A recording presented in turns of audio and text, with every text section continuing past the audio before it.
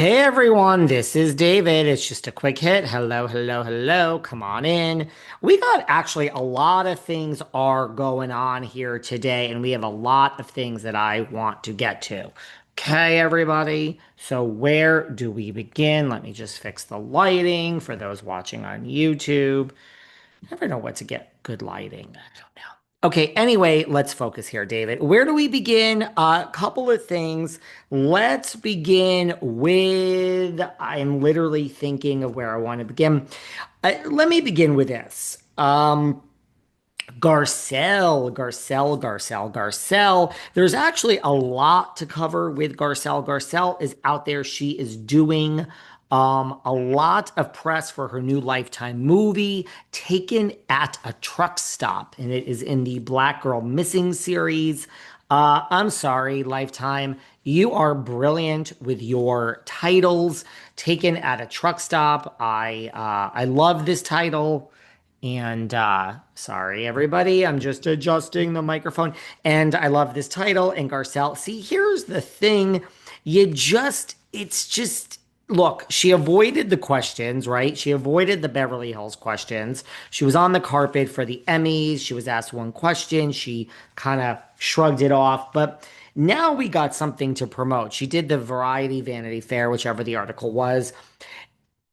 Look, you could have your people demand that there's no questions about BH. Garcelle has been in this game forever. She knows how it works. You know these questions are coming, but she basically shut down the Beverly Hills questions, which, listen, I have interviewed thousands and thousands of people on this show. There is a skill having interviewed so many people myself. You see the trend and you really do start with all the questions of what they're there to promote, and you lead up to the stuff that you just know that they don't want to talk about, right? And you push and you get an answer and you push again and you get away with what you can get away with. Guilty as charged. So that's that. But so she was there, she was on the Breakfast Club, and she's been on the Breakfast Club before. So this is actually, there's a lot of other interviews Garcelle has done. I do want to talk about them all, probably not getting to all of them today. We can do that this week with Sarah. So she's on the Breakfast Club, and or we can do it alone. We have enough more solo shows coming this week. And she's talking about her, she's with Charlemagne, and I love Charlemagne, and she's talking and answering these questions.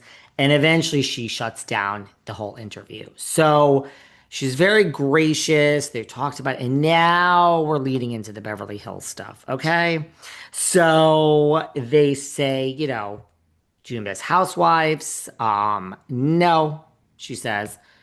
Great answer, Garcelle. You answer the question and you just leave them with silence. They didn't ask for any more. Do you miss Housewives? No.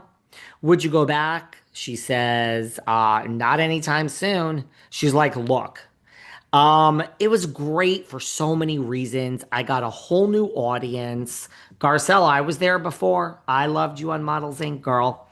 And I loved her on Eyes. Check out the show Eyes. Tim Daly, Laura Layton from Melrose Place, Garcelle. Who else was on that show? Eric Mabius from Ugly Betty. It lasted one season, not even the whole season. It was great, and Garcelle was on that. So, girl, I'd like to talk to you about Eyes, and I'd like to talk to you about Models Inc. But she said, I got a whole new audience, but the time was up. Then someone else, and here's the thing about the Breakfast Club, why they're lucky. There's only one of me. Andy uses the audience. Well, an audience question, bullshit, sweetie. It's your question. There's no audience. Breakfast Club is great because you have Charlemagne plus three. So they each are taking a question. So if your question's a little bit over the edge, I'm not asking another one. Let someone else ask it. So, and I don't know the other three people's names. I'm sorry. So the guy asked a question like, so, why did you leave? Was it contracts, money dispute? She said, no, no, no, none of that. My time was up. She's like, my time was up. And she's like, listening. She's like, listen, it wasn't contracts. It wasn't money. It was hurting my spirit. It was hurting my spirit. And, it was just hurting my spirit. That's all. So now we have another question. We have another person in the group ask a question instead of that guy. And they're like, so, and she said, well, let me just also say, if something goes against my spirit, if something goes against me, I'm not going to do it. So then a different person says, well, a lot of, or maybe the same person, a lot of the viewers, they try to pit you and Bose against each other. So Garcelle was okay with the general questions. Very smart, Garcelle. If you really watch this interview and all the interviews she's doing, although it seems like the band-aid's off because the interviews that followed this, they're bombarding her now with questions about RHOBH. But this person then says, and she answered the general question about why she left, but now we're into Bose. And if you watch this, you can see her tense up, not because it's Bose, but because it's any of the other women. She'll talk about herself and why she left, but she knows how this works. If you're not in this housewife's world, you don't know how it works. Even if you're in the media, you don't realize the headlines and the blogs and the bloggers and all this. So and there's no shade to any of those people, but Garcelle, I'm seeing her sitting there and I'm just like, man, she can see the headline happening.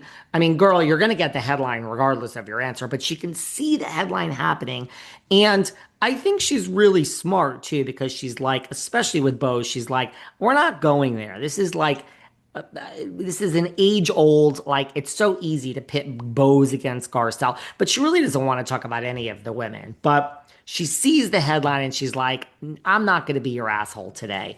So when they start in with Bose or just any of the castmates, which is what's happening, she could see her tense up from the general question to, oh, Jesus, we're going to talk about this more. So they say, well, when a lot of the viewers weighed in and they thought that there was an issue with you and Bose, and was it, when she was here, she seemed to say great things about you, and she said, listen, it's just in general, it was just me. So she brings it back to herself, very smart. And she's like, quite the opposite with Bose. The viewers try, because the guy said the viewers try to make it like, Bose was there and you had a problem and that's kind of why you're off the show. And she's like, not at all. Listen, I actually met Bose before she came on the show after she got the job, and we went out to lunch and it was great. And then she changes it right back to herself. So, it was nothing like that. It just didn't align with my spirit anymore. And I just psychologically, mentally, spiritually, I just couldn't do it anymore. Good save, Garcelle. Everyone's smiling, but we all see the dance that's happening. So, and she said, listen, I've been great about choosing me. I chose me, and I've been great about choosing me. When something just in my skin, I feel it doesn't align with my integrity, I'm out. I've done it in relationships and it's always served me well. And if I don't choose me and I continue to work on something, then I just see it's going to be a problem for me. And I have faith in me, so I chose me. Okay, good answer. We're past that. Well, it doesn't end there. Then a different person brings it up and asks again. So like it did seem like, you were having problems with, but no, let's just move on. So a different person comes up. So now it's kind of like discerning someone. The next person to ask a question makes a joke. That's like another interview tactic. Let's make a joke about this. So God, I'm spending a long time on this. So they're like, what is Sutton gonna do without you, girl? Which is such a way of asking a question that's really shady, and the answer isn't gonna be great. But you always do it like I used to always do that too, or I do it when I do interviews. You like just soften the blow. What is Sutton gonna do without you, girl? It's a joke. It's lighthearted, but it's a really kind of pointed question. And Garcelle says, "Girl, I don't know. That's on her." So she gets over it. She certainly doesn't want to be answering a question about Sutton. Gets a little more tense in the room. Yes, I've watched this interview so many times because I know what they're doing. And then the interviewer says, it's on you, Sutton, like kind of makes a joke out of it. Well, now someone else chimes in and we're back to Bose again. Well, when we had Bose on here, we talked about it with her. You unfollowed her. Garcelle interjects very politely. Well, I unfollowed all the ladies when I left. And then the person continues, well, the fans thought maybe it was something with Bose. And she said, listen, and she said, by the way, when Bose was here, Bose said it was like going through a breakup, and Garcelle said, yeah, that's exactly it. Like, I just needed my space. She does do some shade here, this Garcelle. I follow people who, are in my life and I'm interested in them and I want to see what's going on. And, like if you're interested in my life and I want to see, if you're not in my life, why am I following you? Kind of some shade at Bose and all of the ladies. But she says, I just needed some space. That's it. It's over. It is tense. You got your questions in.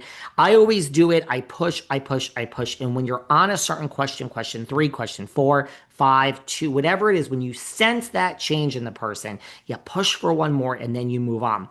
I would have moved on at this point, but because there's three of them, in addition to Charlemagne, they keep going.